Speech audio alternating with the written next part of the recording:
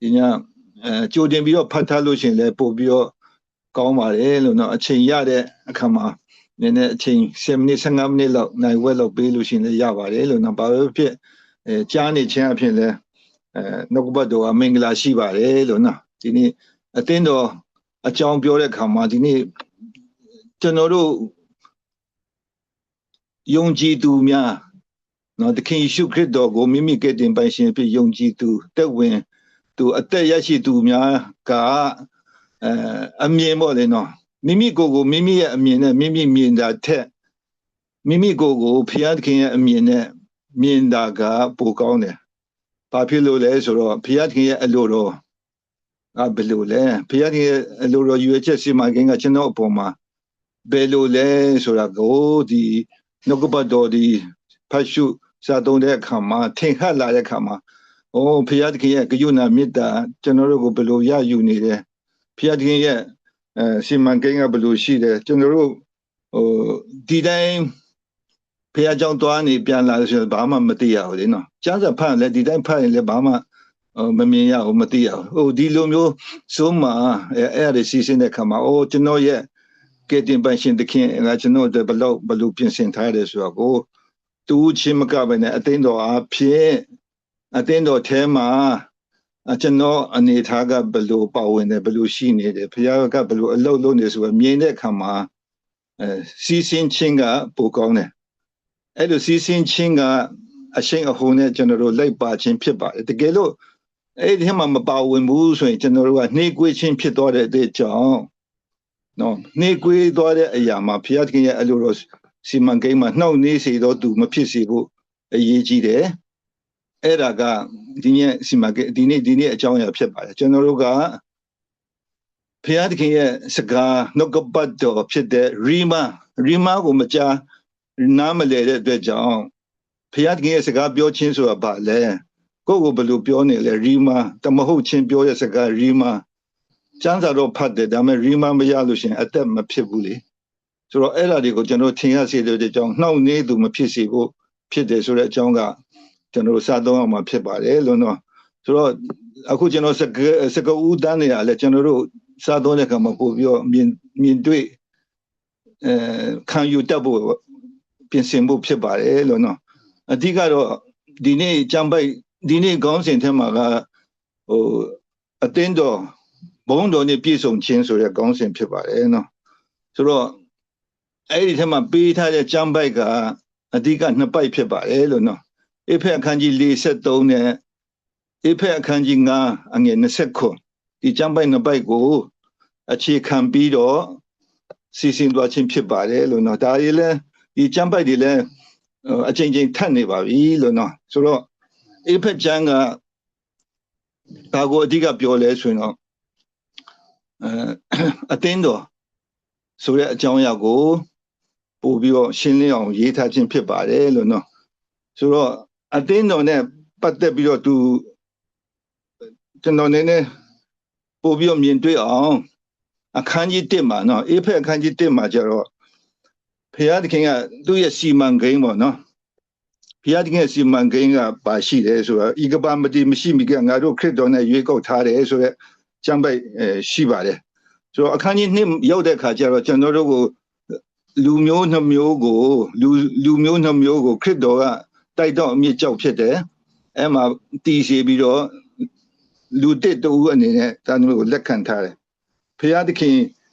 ယေရှုခရစ်အဖြစ်ငါတို့ကိုထမြောက်စေပြီးတော့ကောင်းကင်အရ၌နေရာပေးတော်မူပြီတဲ့အဲ့ဒါကျွန်တော်တို့ကိုအခန်း2မှာပြထားခြင်းဖြစ်တယ်ဆိုတော့အခန်း3မှာကြတော့ကျွန်တော်တို့ကိုယုံကြည်ခြင်းအဖြစ်ခရစ်တော်ကိုလက်ခံရရှိနိုင်ဖို့ခရစ်တော်ဒီယုံကြည်ခြင်းအဖြစ်နော်ခရစ်တော်ဒီကျွန်တော်စိတ်နှလုံး၌ကိန်းဝတ်ပါမည်အကြောင်းဆုတောင်းချက်နောက်ပြီးတော့ဘုရားသခင်ယေရှုခရစ်တော်ရဲ့မေတ္တာကိုတည်နာလေစေနိုင်ဖို့တာမကဘုရားသခင်ရဲ့ပြည့်စုံခြင်းရှိသမျှနဲ့အညီပြည့်စုံပါမည်အကြောင်းဆုတောင်းချက်ကျွန်တော်တို့အတွက်သူလိုလားတဲ့ဆုတောင်းချက်တမန်တော်ပေါလုရေးထားခြင်းဖြစ်ပါတယ်ဆိုတော့အငယ်အဲ့ဒီ73ဗာလဲအခန်းကြီး4အငယ်73ရောက်တဲ့အခါမှာဒီလိုရေးထားပါတယ်လို့နော် ငါတို့ရှိသမျှဒီယုံကြည်ခြင်းတို့၎င်းဖျားသခင်၏တားတော်ကိုတည်ကျွမ်းခြင်းတို့၎င်းတဏှိတညွတ်တည်ရောက်၍ခရစ်တော်၏ပြည့်စုံခြင်းပမာဏအယက်တည်ဟုသောရှိရင်သောလူတို့၏အဖြစ်သို့ရောက်ကြသည့်တိုင်အောင်ဖြစ်သည်လို့ဧဖက်43ဖြစ်ပါတယ်လို့နော်ဒါဒီနေ့ပါတဲ့ကျမ်းပိုက်က43ဖြစ်ပါတယ်လို့နော်ကျွန်တော်တို့ကိုယုံကြည်ခြင်းရောက်ရမယ်သခင်ဖျားရဲ့တားတော်ဖျားသခင်ရဲ့တားတော်ကိုတည်ကျွမ်းခြင်းတို့၎င်းရောက်ဖို့ဖြစ်တယ်ဘယ်လိုရောက်မဆိုတဏှိတညွတ်တည်ရောက်ပြီးတော့ခရစ်တော်ကိုပြည့်စုံ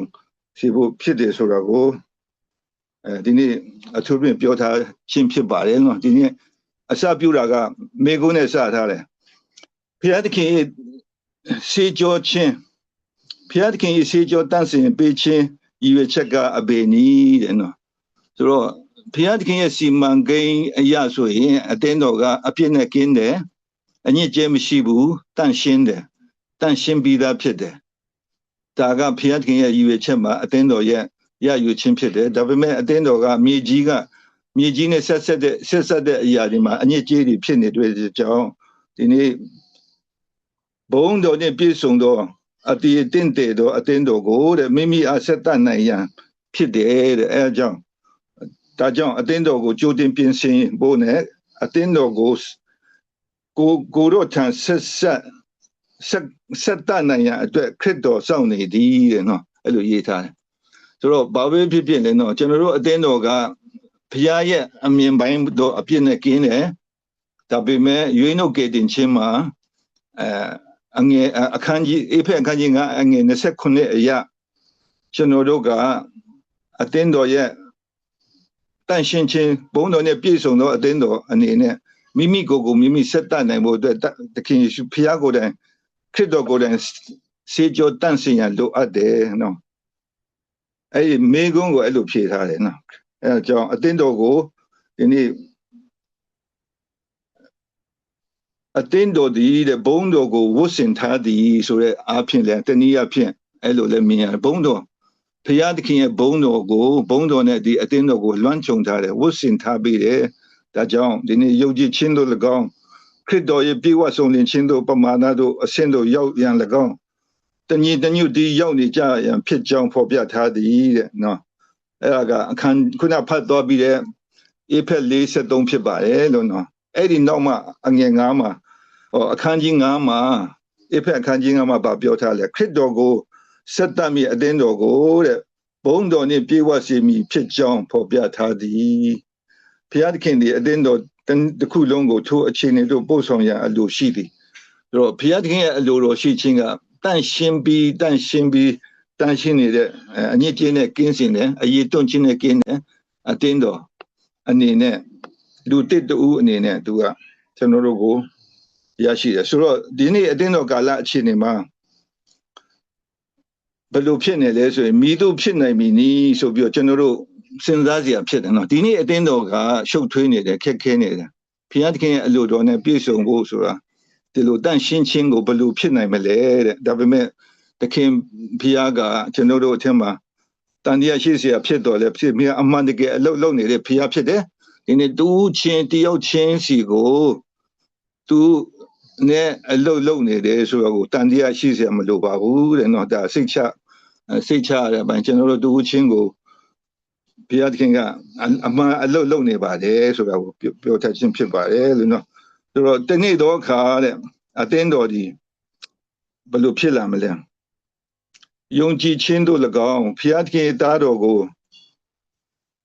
ဘုရားသခင်ဤတားတော်ကိုတည်ကျွမ်းခြင်းတို့၎င်းတညီတညွတ်တည်ရောက်၍ခရစ်တော်ဤပြည့်စုံခြင်းအရင်ပမာဏပြည့်စုံခြင်းအရပမာဏအတိုင်းရောက်ရှိအောင်မြင်ခြင်းနဲ့အတူခရစ်တော်ကိုဆက်တတ်မည်ဖြစ်ပါသည်ဆိုတဲ့အခါမှာကျွန်တော်တို့ကဒီနေ့လုပ်နေတာကအောင်မြင်ခြင်းရဖို့နော်ဒီအသင်းတော်မှာနေပေမဲ့မအောင်မြင်လို့ရှိရင်အောင်မြင်တော့သူမဖြစ်ဘူးဆိုရင်အဲ့ဒါက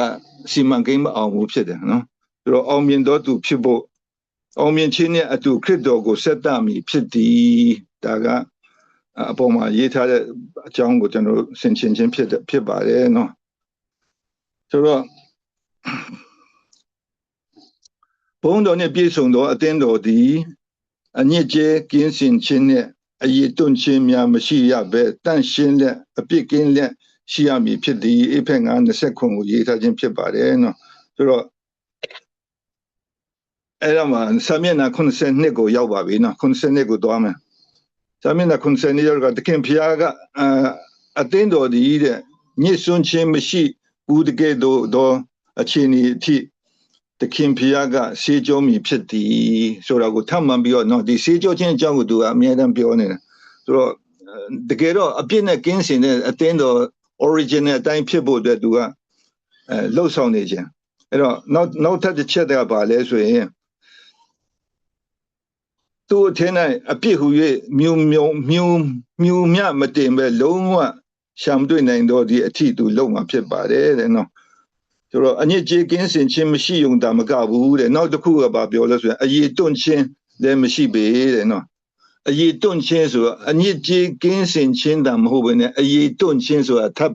တင်လာတယ်နော်ဆိုတော့အရေးတွန့်ခြင်းဆိုရင်တော့ကျွန်တော်ကပို့ပြီးတော့လမ်းဖြန့်သွားတယ်ဘာလို့ဆိုတရက်ကျတော့ကျွန်တော်မှန်ကိုကြည့်တဲ့အခါမှာ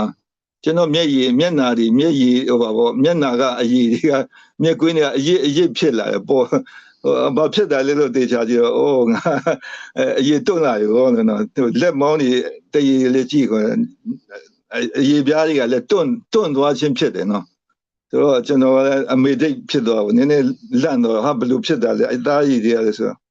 အိုးပြီလေအခုအထက်ရေးဆိုအိုးပြီလေပြောချင်တာကဒီမှာကလေးများနဲ့လူငယ်များသည်တဲ့အရေးတွန့်ခြင်းမရှိသည်ကိုတဲ့ကျွန်ုပ်တို့သိကြသည်အဲ့ဒါမှန်တယ်နော်ဆိုတော့လူတူနဲ့အ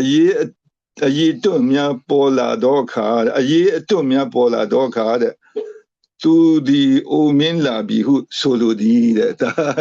ကကျွန်တော်လက်တွေ့နဲ့တဟဇာတာဖြစ်လို့နေနော်ပြောပြတာနော်ဆိုတော့အသင်းတော်မှာတမီးတွေတွေ့တဲ့အခါမှာတို့အရေးလှပပြီးတော့တွန့်ချင်းကင်းပြီးတော့လှပနေဆိုမြင်တဲ့အခါကျတော့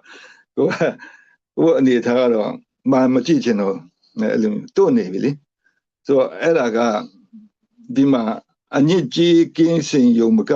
ဘယ်နဲ့အရေးတွန့်ချင်းလည်းမရှိရပေဆိုတာအားကိုထပ်မံပြောချင်းဖြစ်တယ်နော်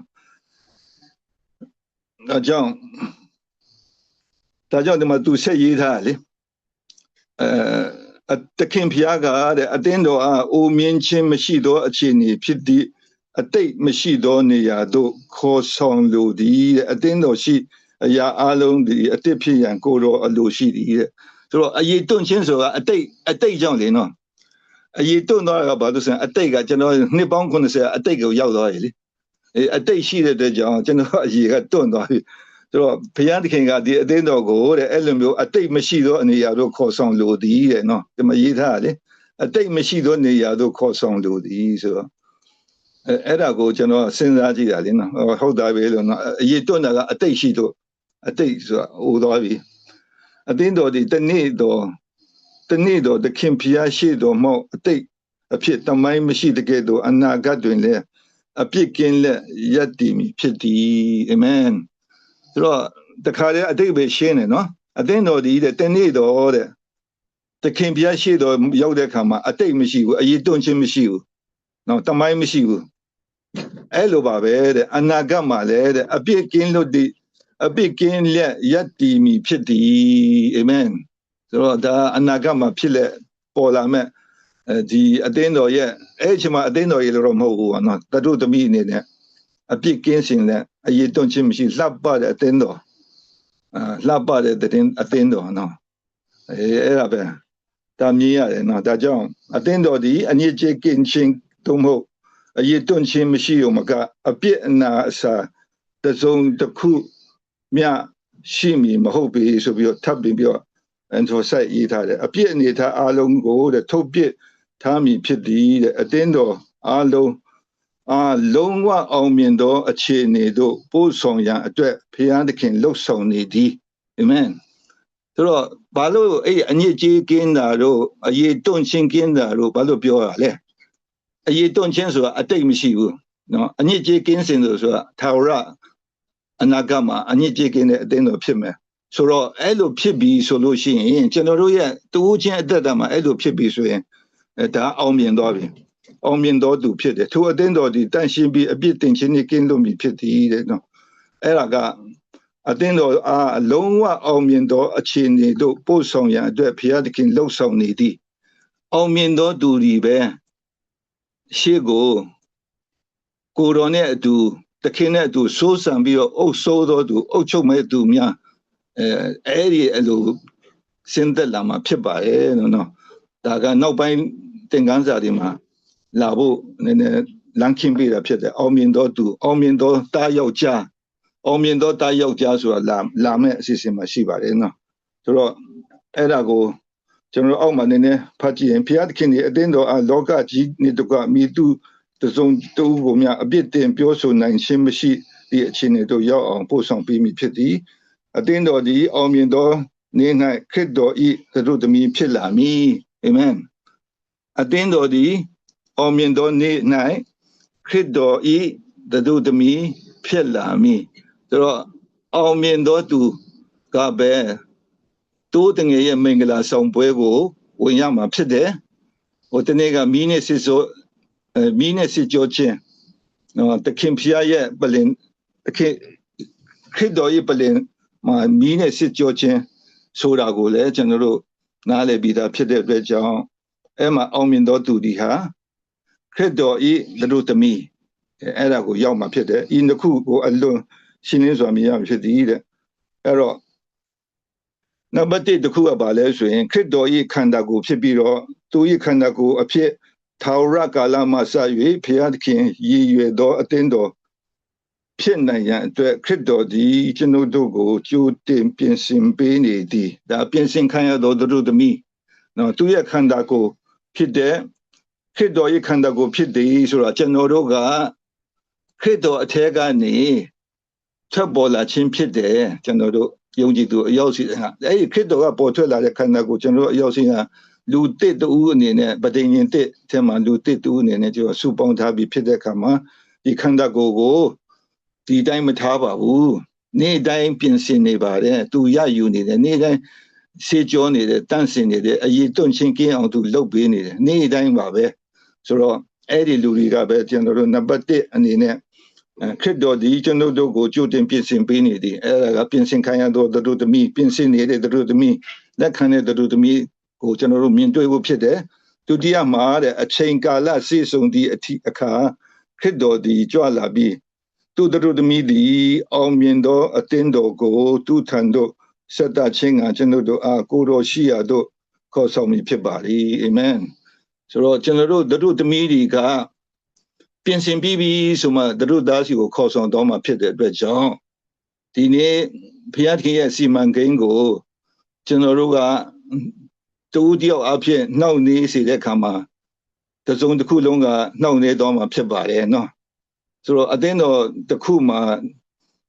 တစ်ယောက်နှစ်ယောက်50ယောက်နှောင့်နှေးတော့လို့ရှိရင်အသင်းတော်တစ်ခုလုံးကလည်းနှောင့်နှေးတော့မှဖြစ်ပါတယ်အဲ့ဒီအခါမှာဘုရားရဲ့စီမံကိန်းကလည်းနှောင့်နှေးသွားမှဖြစ်တယ်လို့တို့သားယေရှုတို့သားကိုကျွန်တော်တို့တို့သမီး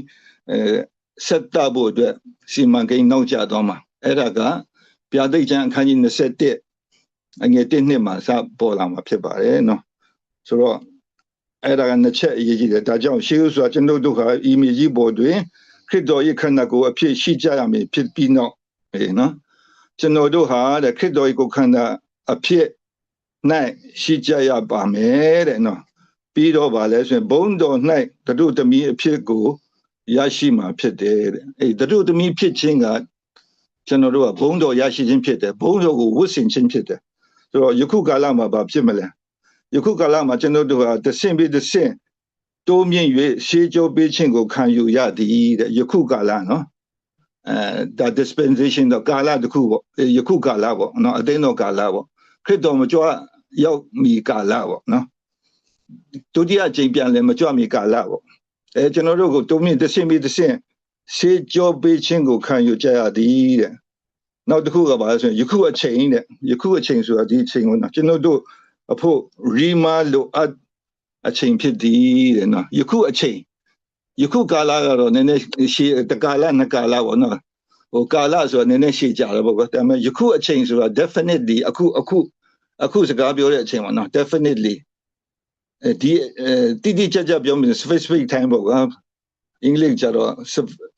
specific time လို့ခေါ်တိတိကျကျပေါ့နော်ယခုအချိန်မှာတဲ့ကျွန်ုပ်တို့ကဘာလို့လဲဆိုရင်ကျွန်ုပ်တို့ဖို့ Rima လိုအပ်သောအချိန်ဖြစ်သည်တဲ့နော် Rima ဆိုတာအခုတို့တောက်လျှောက်ပြောနေတဲ့စားသုံးနေတဲ့အချိန် Rima ဖြစ်ပါတယ်နော်အဲ့ဒါပဲဆိုတော့ကိုတော်ဤတိုက်ရိုက်စကားပြောခြင်းမခံရသောခရိယာများသည်တဲ့ဘုရားသခင်ကိုနှောင့်နှေးကြံ့ကြာစေသူများဖြစ်သည်ကျွန်တော်ကဘုရားပြောတဲ့စကားတိုက်ရိုက်စကားပြောခြင်းကိုမခံဘူးသေးဘူးကျွန်တော်ကမခံရဘူးခံရတာကိုလည်းနားမလဲဘူးမသိဘူးဆိုရင်တော့လည်းခံရတယ်မခံရဘူးဆိုလည်းမသိဘူးလေအဲ့ဒါကြောင့်မခံရတော့ခရိယာများသည်တဲ့ဘုရားသခင်ကိုနှောင့်နှေးကြံ့ကြာစေသူဖြစ်သည်ကျွန်တော်တို့က project ဘုရားသခင်ရဲ့စီမံကိန်း economy ကိုနှောင့်နှေးစေတော့သူဖြစ်လို့ရှိရင်ဘာဖြစ်မလဲနော်ဘာဖြစ်မလဲဆိုတာအဲ့ဒါဘုရားသခင်ရဲ့စီမံကိန်းကိုမပါတဲ့အတွက်ကြောင့်အပြင်ကိုရောက်တော့မှဖြစ်ပါတယ်ရေစီးကြောင်းမှမပါတဲ့အခါမှာအမိုက်တွေတိုက်တွေတရားတွေကတော့ဒီရေစီးကြောင်းရဲ့ကမ်းနားစိတ်ကမ်းမှာတဝဲလေပဲနေမှာရေစီးကြတော့တစ်ချိန်လုံးစီးသွားတာလေတခါလေရောက်ဒီမြစ်မှာရေကြီးတဲ့ခါမှာရေတက်လာခါမှာကြီးတဲ့ခါမှာအိုးရေလေကောင်မှာအကတကောင်ရေစီးနေတယ်ဒါပေမဲ့စိတ်ကမ်းမှာတော့အမိုက်တိုက်တွေတရားတွေကအဲ့မှာလဲနေတယ်လေရေစီးမှမပါတော့ဘူးအဲ့ဒါဖျားရည်စီမံကိန်းမှာဒီလိုပဲကျွန်တော်တို့ဖျားရည်စီမံကိန်းကသခင်ဖျားရယူခြင်းနဲ့မှာကျွန်တော်တို့မပါဘူးဆိုရင်ကမ်းနားမှာတိုက်တရားအမိုက်တွေနဲ့အဲ့မှာတဝဲလေပြီးတော့ဟိုလည်းမရှိဘူးအဲ့လိုမျိုးဖြစ်တော့မှာသခင်ဖျားဒီကျွန်တော်တို့အားစကားပြောဒီကိုမကြားဘူးပါကကျွန်တော်တို့ဒီလေသခင်ဖျားဤကျေးဇူးတော်တွန်းလောင်းခြင်းကိုနှောင့်နှေးကြံ့ကြာစေတော်သူများဖြစ်သည်ဒါဖျားထင်ရမကြိုက်တော့ God will not please this matter ပေါ့နော်ဘုရားသခင်ကကျေနပ်မှာမဟုတ်ဘူးကျွန်တော်တို့ဒီတဲ့ကိုတော်ကိုနှောင့်နှေးစေတော်သူများမဖြစ်ရန်ဘုရားသခင်ဒီကျွန်တော်တို့ထာမခံကြုဏတော်ရှိပါစေတော်တို့မှသာကျွန်တော်တို့ဒီကိုတော်ဤစိတ်နှလုံးတော်ကိုတော်ဤsorry ကျေးဇူးတော်တွန်းလောင်းခြင်းကိုကျွန်တော်နှောင့်နှေးတော်မှာဖြစ်ပါတယ်เนาะနားမထောင်လို့ရှိရင်တို့မှသာကျွန်တော်တို့ဒီကိုတော်ဤစိတ်နှလုံးတော်ကိုတုထိတော်သူများဖြစ်ကြပြီတဲ့နော်အဲ့ဘုရားသခင်ရဲ့စိတ်နှလုံးတော်တုထိချင်းခံရတော်သူကဒါဝိဒ်ရှိတယ်နော်ဒါဝိဒ်ကဘုရားသခင်ရဲ့စိတ်နှလုံးကိုတုထိတော်သူဖြစ်တယ်ဆိုတော့ကိုကျွန်တော်တို့တမန်တော်73နှစ်မှာဖတ်ရပါတယ်နော်ဆိုတော့ကျွန်တော်တို့အရောက်စီတိုင်းလည်းဘုရားသခင်ရဲ့စိတ်နှလုံးတော်တုထိတော်သူဖြစ်ဖို့အရေးကြီးတယ်တို့မှသာတဲ့နော်ကျွန်ုပ်တို့ဒီကိုတော်ဤစိတ်နှလုံးတော်ကိုတုထိတော်သူများဖြစ်လာကြမည်ဖြစ်သည်တဲ့အသင်းတော်ဒီခရစ်တော်ဤတို့သမီးအခြေအနေအထိရောက်ရှိလာမည်ဖြစ်သည်ဆိုတာကိုဒီနေ့စာမျက်နှာ93ရဲ့ဒီတပိုက်ပေါ့နော်အဲ့လောက်ပဲဖြစ်မယ်ထင်တယ်ကျွန်တော်လူဝင်လဲလူမယ်ပုံဝင်လဲပုံမယ်ကိစ္စမရှိဘူးဆိုတော့လူတော်ကိုလည်းပြန်ညှိပေးဖို့ဖိတ်ခေါ်ပါတယ်လို့နော်ဆရာကလည်းကျေးဇူးတင်တယ်ကျွန်တော်တို့ဒီညနေဒီအသင်းတော်နဲ့ဆေးကြောချင်းတန်ဆင်ချင်းအရေးတွန့်ချင်းကပါလဲအညစ်ကြေးကင်းခြင်းကပါလဲနော်ရီမာမရတဲ့ခါမှာဘာဖြစ်မလဲရီမာရတဲ့ခါမှာဘာဖြစ်မလဲဆိုတာကိုဒီနေ့ကျွန်တော်ကနှောင့်နှေးသူဘုရားခင်ရဲ့အလုပ်မှာနှောင့်နှေးသူဖြစ်စေသလားမြန်ဆန်စေတော့သူဖြစ်စေသလားဆိုတာဒီနေ့ဒီအချက်ကိုကျွန်တော်တို့ဆင်ခြင်အောင်မိပြီးတော့ပြန်လဲစီစဉ်စေလိုပါတယ်အာမင်ရောက်စီတိုင်းကိုသခင်ယေရှုကောင်းကြီးပေးပါ၏ အာမင်